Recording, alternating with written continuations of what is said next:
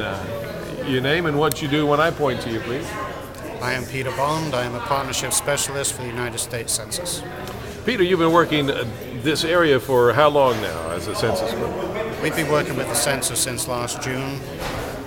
And that's for right around here, the Greensboro, Guilford County area?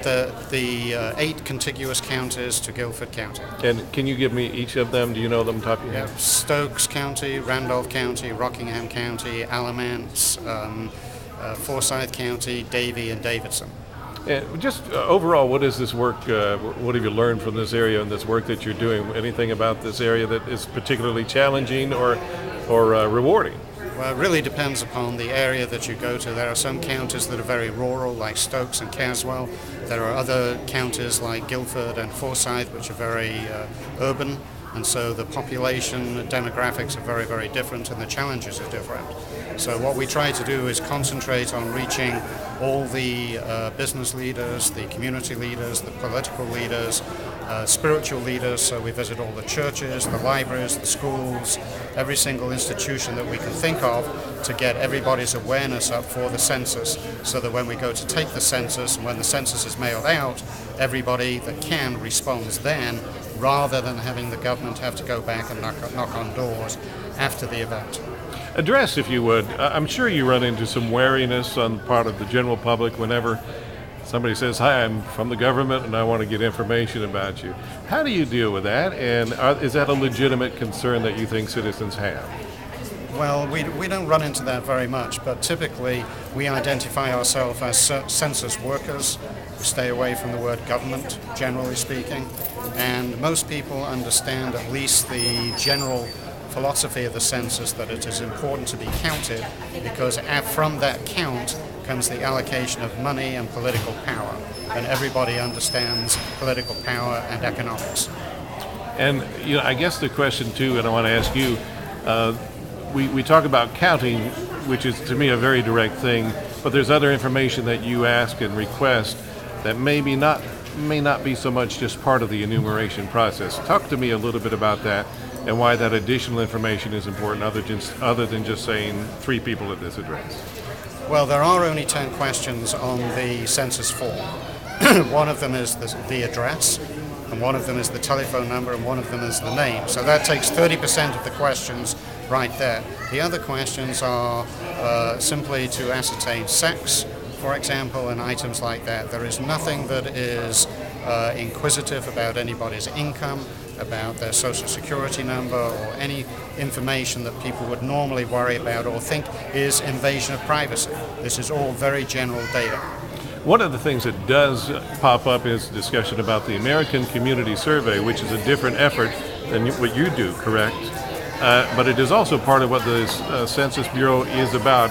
Can you describe the differences between the census and the American Community Survey, and why that's an important distinction? Yeah, there's a significant and distinct distinction in that the census is only done once every 10 years.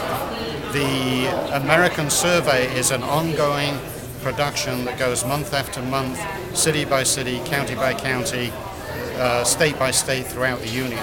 And that is to gather detailed economic survey data that is plugged into the system. And one has very little to do with the other. So they're essentially kept separate.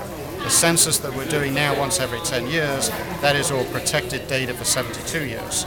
The ongoing American survey data is a totally different entity run by a completely different group that is not in any way related to ours.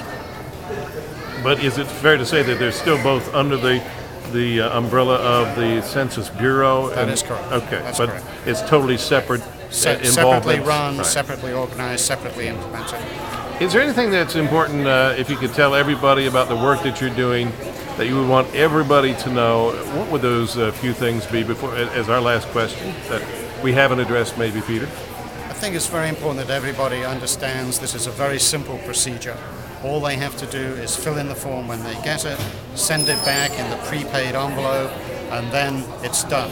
Because normally it takes about $90 million to cover 1% of the people that do not respond.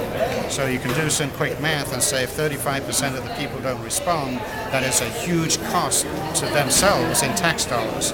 So if we can avoid that by increasing the response rate, then we will have done our job.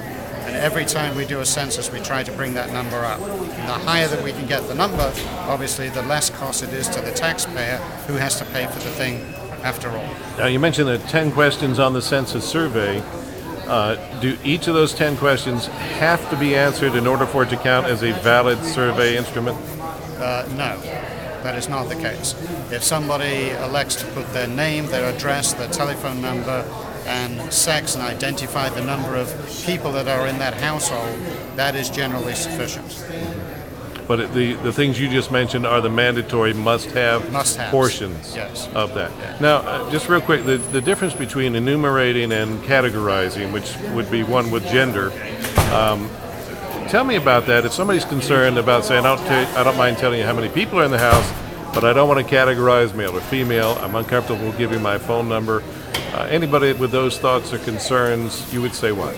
I would say to them that they don't have to be worried about this. This is confidential data.